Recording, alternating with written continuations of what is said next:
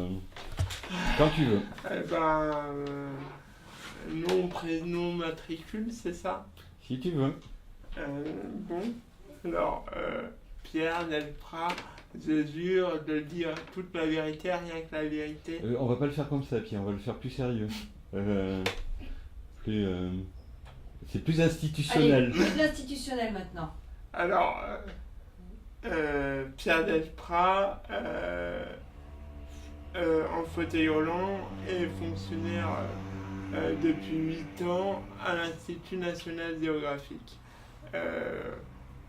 J'ai été pendant 7 ans au service de la télématique et je suis maintenant au service de la DIRCOM et à mi-temps à l'association sportive comme permanent. J'ai quitté la télématique il y a 1 an parce que ils changeaient de locaux et que c'était plus accessible. Ils déménageaient du cas à la tour et il n'y avait plus de toilettes handicapées. Voilà, donc j'ai postulé pour la DIRCOM qui est au rez-de-chaussée du bâtiment A, qui est très accessible. Très accessible aussi en cas d'évacuation, incendie. Voilà ce qu'on peut dire.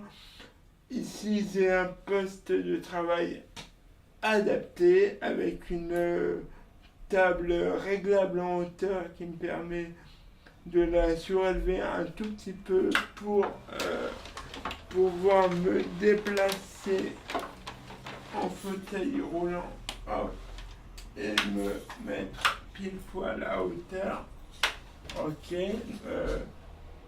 Nous avons aussi deux grands écrans pour parce que j'ai quelques problèmes de vue aussi. Voilà. Il y a aussi, je vais bientôt avoir un logiciel de reconnaissance vocale parce que j'ai des difficultés à taper rapidement au clavier. Voilà. Mais comme je fais un boulot essentiellement de la mise en ligne, je récupère des emails que je mets en page et que je publie sur l'intranet. C'est ça mon boulot. Je mets à jour aussi l'organigramme. Donc pareil, c'est beaucoup de boulot de mise en forme et voilà. Alors, concernant mes difficultés au quotidien, vous voyez, hein, ça saute aux yeux. Je suis sur un fauteuil roulant constamment. Donc la moindre porte, le moindre truc est compliqué. Et donc, soit je laisse les portes ouvertes, soit je demande gentiment, poliment à mes charmants collègues de bureau de m'aider, ce que j'appelle dans mon jargon auxiliaire de vie pour 5 minutes. Parce que effectivement c'est le travail d'un auxiliaire de vie, comme mon auxiliaire de vie le matin le fait. Ma vie est réglée comme du papier à musique, levé 6h30. Elle arrive, elle me lave, elle me sape et tout roule. Et donc ça me prend 40 minutes montre en main et j'ai 20 minutes de pilotage en fauteuil électrique de mon domicile jusqu'à ici. J'habite dans un appartement à Vincennes au rez-de-chaussée pour éviter tout problème d'ascenseur. C'est un 2 pièces. Donc il n'y a ni perron et suffisamment d'espace de circulation. Je le précise parce que en fauteuil, c'est la circulation, c'est la clé. Il faut avoir 1,50 m autour de moi pour que je puisse me sentir à l'aise pour pouvoir tourner. Et donc c'est ce que j'attends dans les toilettes handicapées, c'est être à l'aise, c'est-à-dire au minimum pouvoir tourner en fauteuil pour fermer une porte. Nous verrons que ce n'est pas toujours le cas. Et ce qui m'exaspère le plus, c'est quand ils mettent des logos handicapés un peu partout, en dépit du bon sens, je m'explique. C'est-à-dire page 182 du guide. Une petite seconde, hein, ça arrive. Vous voyez, il y a des problèmes de... au niveau manuel, des mains sont pas... Donc, voilà. Alors, 188...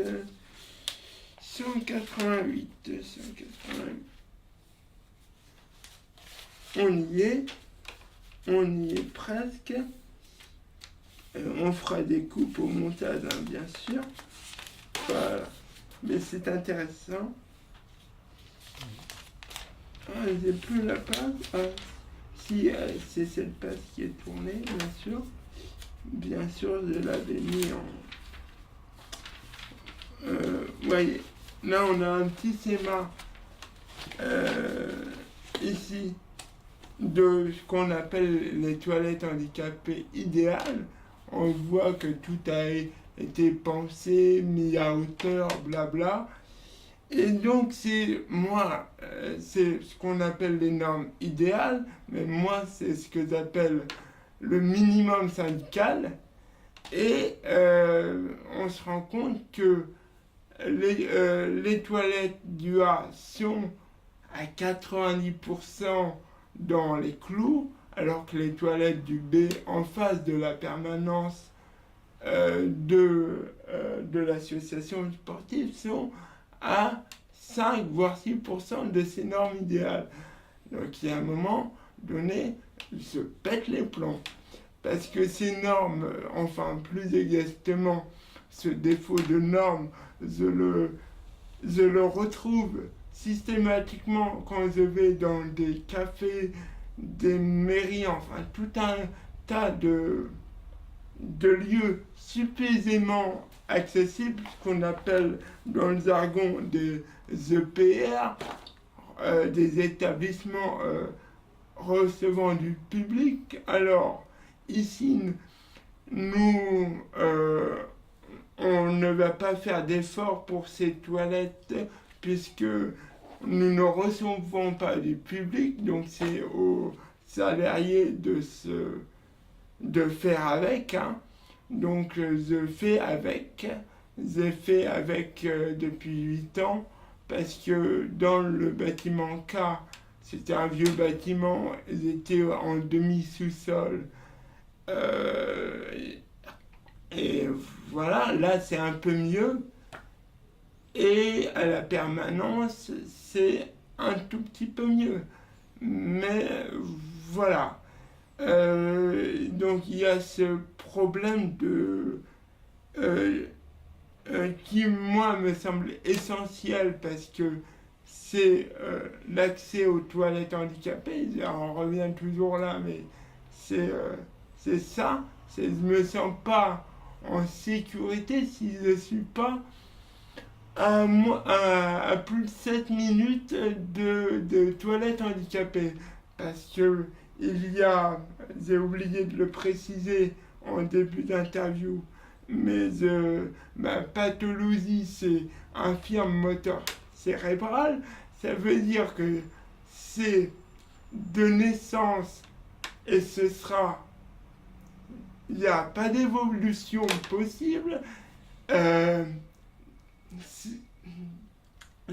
ce ce qui veut dire que c'est la morne pleine, mais au moins mon état ne va pas se dégrader si et seulement si je fais tout ce qu'il faut pour être vigilant par rapport à ça.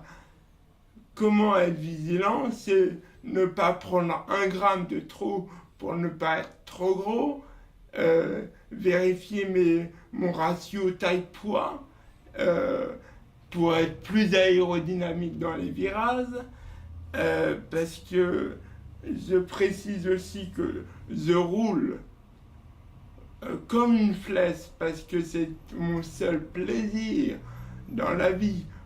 Comme celui qui conduit, c'est celui qui ne boit pas, j'ai décidé de ne pas boire, ok? Et donc je conduis. Je passe ma vie, je passe 18 heures dans un fauteuil.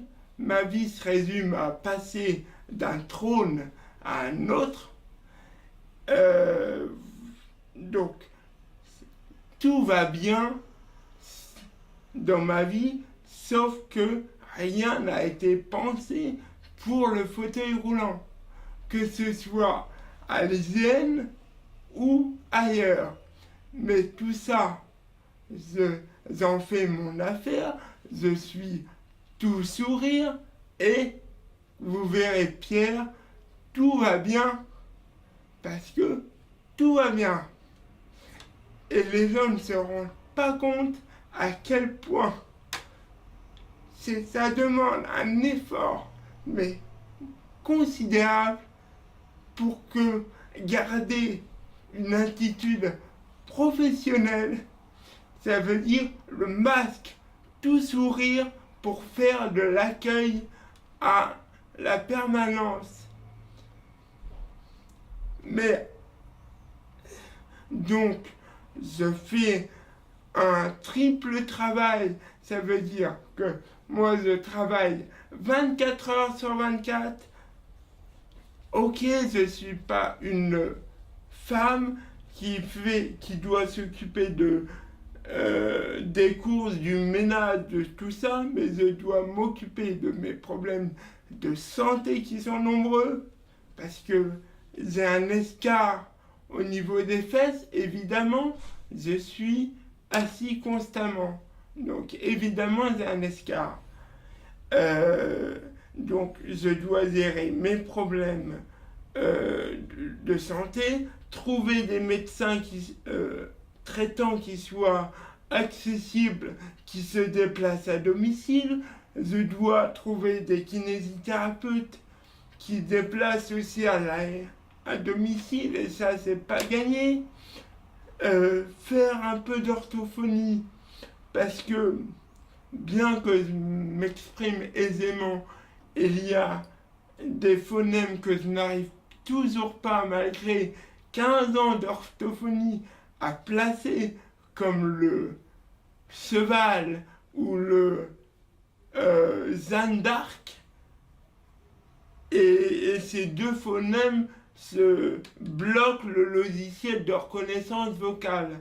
Alors, avant de faire une demande pour ces logiciels-là, il faut que j'ai une diction à la ce célèbre acteur, comment il s'appelle? Lucchini. Voilà. À la Lucchini. Quoi d'autre? Donc, parlons-en. Donc, mais revenons. Ma relation avec mes collègues de travail, je la trouve excellente. Enfin, je fais tout pour la trouver excellente. Alors évidemment, mais c'est un problème d'éducation parfois. La politesse saute quand je dois demander 15 fois par jour à ce qu'il m'ouvre une porte. Alors évidemment, la 15e fois, c'est toujours la même porte. le s'il te plaît saute. J'en suis désolé. Et évidemment, le matin avec mon auxiliaire, la politesse, ça saute pour aller au plus rapide, au plus simple. Tout ça doit être calculé à la minute près. Je suis à la minute près parce que je veux savourer chaque minute de vie. Parce que chaque minute de vie pourrait être la dernière. Oui, parce que traverser la route, un accident est si vite arrivé. Surtout quand je suis à la limite de l'adhérence. Voilà. Qu'est-ce que je peux vous dire d'autre? Vous avez sur moi à peu près 10 000 euros de matériel. Le fauteuil roulant électrique, c'est 6 000 euros à peu près. Hein. Là, on est dans du tarif remboursé Sécu, donc donc on n'est pas dans du ultra haut de gamme. Voilà, parce que quand on veut taper dans le ultra haut de gamme, il faut monter des dossiers pour justifier qu'on a besoin de l'ultra haut de gamme, mais quand on est assis, on préfère avoir des Mercedes que de rouler en Clio, mais bon, voilà. Mais tout ça, c'est un troisième pan de ma vie, c'est gérer les dossiers que je dois faire pour les remboursements. Et oui, voilà. Il faudrait que j'ai une secrétaire particulière pour régler tous ces problèmes-là, parce que il n'y a pas d'évolution dans ma pathologie, mais je dois quand même tous les 5 ans dire je ne marche pas encore, les gars. J'ai besoin d'auxiliaire de vie, j'ai besoin de transport, j'ai besoin de tout ça. Donc tous les ans, je dois me retaper le même dossier maison du handicap. Mais revenons. Donc 6 000 euros le fauteuil roulant, 1 000 euros les pompes, je dis pompes à dessin vu que je n'arrive pas à dire chaussures. Donc ce sont des pompes. Donc ce sont des pompes orthopédiques faites sur mesure, donc je ne connais pas ma pointure. C'est des chaussures qui maintiennent le pied pour me faciliter, pour maintenir le pied droit pendant mes transferts. Évidemment, comme je ne marche pas, elles ne s'usent pas, mais il faut quand même les refaire tous les 2 ans. Voilà, donc 1 000 euros les pompes et à peu près 1 000 à 2 000 euros le corset siège. Ce corset siège qui me fait des mal aux fesses. Mais j'y retourne jeudi prochain pour qu'elle me règle ça. J'espère. Si Dieu le veut. Qu'est-ce que je peux dire d'autre? Voilà.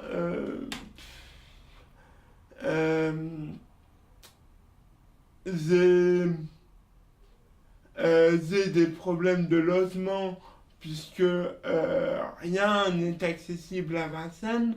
Alors il y a ce problème-là puisqu'il nous faut à nous autres quadrupèdes un logement avec des toilettes aux normes, et ça on les a pas au rez-de-chaussée parce que il y a des problèmes d'ascenseur qui ne soient évidemment sans perron. Voilà, donc il y a tout un tas de détails insignifiants quand on a ces guiboles. Pareil, je dis guibole pour ne pas dire zambe. Donc tout ça fait que, à un moment donné, je fais tout pour me contenir, pour que la marmite n'explose pas. Et ça, c'est mon entraînement bouddhiste, la méditation intensive et la voie du samouraï qui fait que, de toute façon, il faut que tout soit réglé avec moi en 7 minutes chrono. Parce que j'en ai marre qu'on perde du temps. Voilà, qu'est-ce que je peux vous montrer d'autre? Où est mon sac, s'il te plaît, ma sacoche? Une petite seconde. Je te demande ou pas? Ouais, je veux bien, ouais. Enfin, Tu me dis. hop, voilà. Est-ce que C'est j'ai là ou c'est à l'intérieur là? ma carte professionnelle Je là. sais pas où tu l'as mise. Bon. C'est. Dans ta petite pochette devant, non? Je sais. D'habitude tu la mets devant. Ouais, mais d'habitude, je la mets. Oui, mais Dans là tu le- l'as pas mis avec. Je ne l'ai pas mis avec, tant pis. Et ben, avec cette carte professionnelle, toute basique de l'Institut national géographique, il y a ce qu'on appelle une carte d'invalidité, donc elle est orange, puisque je suis considéré comme handicapé à plus de 80%, ce qui veut dire que j'ai une demi-part d'impôt en plus, que je ne paye pas les musées nationaux, que je grille la queue dans les files d'attente, mais que je ne pourrai jamais prendre le métro parisien. Mais le problème étant là, c'est que comme je travaille, que je gagne 110% du SMIC, je ne peux pas bénéficier des réductions handicapées sur les cartes de transport. Donc malheureusement, je fraude le bus et le RERA parce qu'il ne faut pas prendre un pass Navigo quand on ne peut pas prendre le métro. Je trouve ça un peu fort de café. Et de toute façon, quand quelqu'un voit cette fameuse carte orange, eh ben, il ouvre évidemment les portiques du RER.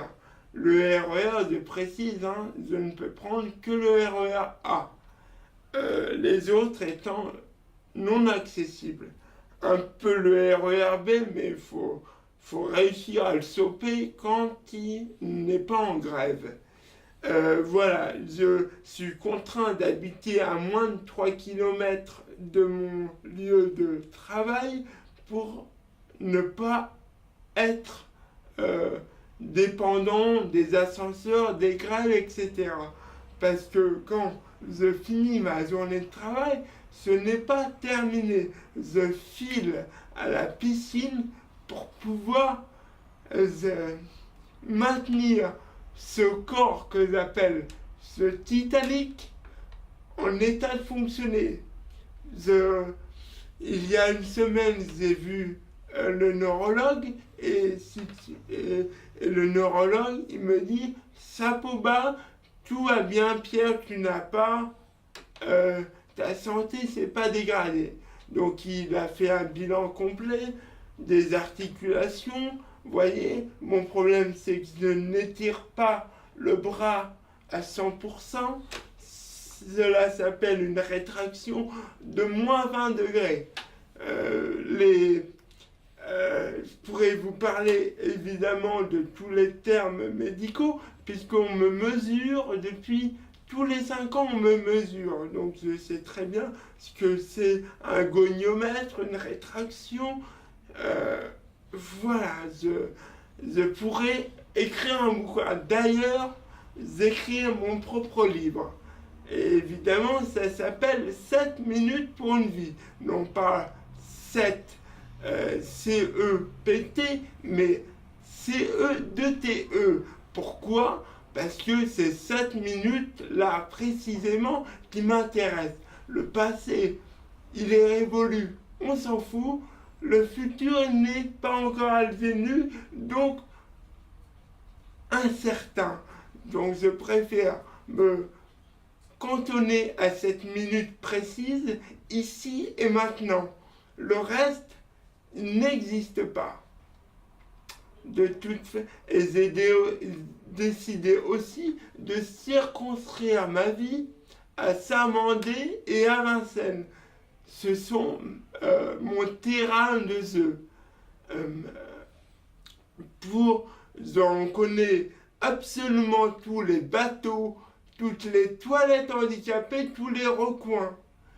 Je dois connaître tout le monde à Vincennes, je dois avoir tout Vincennes dans mon répertoire de téléphone pour pouvoir être dépanné à tout moment. Et si quelqu'un ne répond pas dans la minute, il faut que ce soit le contact d'après qui réponde. Et s'il ne répond pas non plus, je passe. Next, next, next.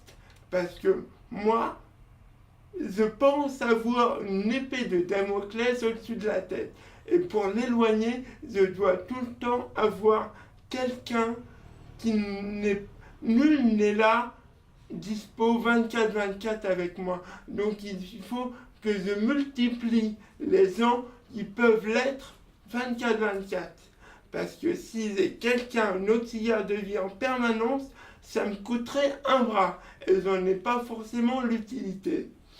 Mais j'ai besoin 1 à 2 minutes à des moments clés. C'est pour ça que je fais appel à des charmants collègues qui me mettent le manteau, qui m'ouvrent une porte, toujours la même, qui me tiennent la porte des toilettes. Voilà, j'ai pas besoin d'aide 24 heures sur 24, j'ai besoin d'aide. Allez, peut-être 1 heure ou 2 maxi dans la journée, grand max, mais c'est des minutes dont j'ai besoin. Je vole des minutes à des bipèdes. Et c'est pour ça que je dis que comme tout travail mérite salaire, je dois les récompenser en les faisant marrer. C'est ce que j'appelle le minimum syndical. C'est du gagnant-gagnant. Parce que si on tire la tronche, on n'ouvrira plus jamais la porte pour moi. C'est pour ça que je dois me contenir, être plus poli, être... Et tout ça, je le fais avec plaisir tant que je ne souffre pas des fesses en permanence. Mais ça va se régler dans 1 semaine, j'espère. En fait, ce que je veux dans la vie, c'est qu'on arrête de me mettre des bâtons dans les roues. Je veux que l'accessibilité générale, non pas à l'hygiène, mais dans ma ville, eh bien que ça aille mieux. Je m'en contrefisse que, on va dire que je m'en fous parce que fils étant difficile à dire, je m'en fous que tous les bus de Paris soient accessibles. Je veux que le bus 325 le redevienne. Et parce que ça a été la croix à la bannière pour aller à l'hôpital Saint-Maurice qui est à 2 pas. Parce que j'avais commandé un transporteur qui n'y avait plus. Alors il a fallu en urgence que je trouve une autre solution. Voilà, je dois constamment gérer les urgences. Je n'ai pas que ces problèmes-là. Donc là, je vous ai parlé de ma première étiquette que j'ai eue il y a 30 ans à peu près, infirme moteur cérébral. J'ai une deuxième étiquette qui est bipolaire. Enfin, cette étiquette, on n'en sait rien, c'est un mot valise, et qui veut dire que parfois je pète un câble. Mais est-ce que c'est pas un droit légitime de péter un câble quand tout va bien mais que rien ne va? Oui, parce que en fait j'ai pété un gros câble il y a 7 ans, puisque j'ai fait une tentative de suicide, et à ce moment-là, on m'a étiqueté bipolaire. pourquoi j'ai fait une tentative de suicide? Parce qu'à l'université, évidemment, rien n'était accessible. Jusqu'au bac, on avait une auxiliaire de vie scolaire qui me prenait mes notes. Et arrivé à la faculté, il n'y avait plus rien, j'étais livré à moi-même. Tous les étudiants le sont, d'accord, mais moi, ça a été très pénible. Donc j'ai tenu 1 an et demi à la fac et j'ai pété mon câble. Après, j'ai réussi à passer à l'école nationale de géographie. J'ai fait un petit mémoire qu'on trouve en ligne sur l'histoire de la cartographie, et c'est à la suite de ces thèses, et j'en avais fait déjà un autre précédemment à la thématique en juillet de ma première année de fac. C'est comme ça que j'ai eu la possibilité de postuler il y a 8 ans ici, parce que l'Institut national géographique me connaissait déjà et qu'ils ouvraient un poste handicapé. Alors, il y avait un sourd et muet qui était contre moi, mais au niveau de l'entretien à l'oral, j'étais beaucoup plus armé que lui, le pauvre, et j'ai eu le travail. Voilà. Donc tout ça m'amène à dire que j'ai le cul bordé de nouilles. Parce que j'ai pas passé le concours de fonctionnaire et que rien qu'avec le bac, j'ai une place royale ici. Et je suis très content de mon employeur. Parce que nous avons de très beaux locaux et une bonne ambiance de travail. Donc c'est pas l'ambiance de travail qui est le plus pénible, mais ce sont les locaux. Alors on y travaille, hein, ce film, les journées de sensibilisation au handicap, tout ça, l'idée va peut-être faire son chemin, qu'il faut pouvoir, j'espère qu'ils vont débloquer de l'argent, faire des dossiers pour débloquer de l'argent pour que ce soit un peu plus accessible. Parce qu'évidemment, des normes handicapées dans des toilettes, on en est pour peut-être 3 à 4 000 euros de surcoût. Donc pour absorber ce surcoût, il faut monter des dossiers. Ce qui est tout à fait possible.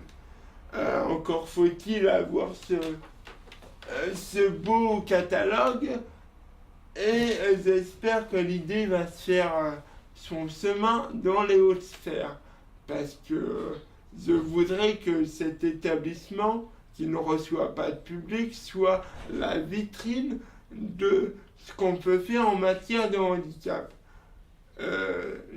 Parce que qui peut le plus peut le moins. Voilà, moi j'ai toujours été un précurseur, j'ai toujours essuyé les plâtres pendant ma scolarité. Hein.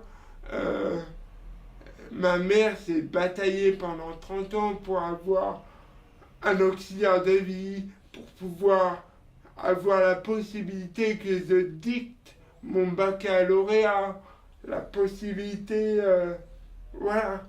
Et tout ça, je lui en sais gré. Voilà. Mais, donc c'est grâce à ma mère et à mon travail tous les jours que j'arrive enfin à vivre ma vie. Je suis en pleine mutation philosophique et la larve est en train d'éclore. Mais pour l'instant, il n'est ni tout à fait larve, ni tout à fait papillon. Tout ça demande du temps, hein, vu que la larve est handicapée. Qu'est-ce qu'on peut dire d'autre? Je crois qu'on en a fait le tour. Là, c'est plutôt pas mal, hein.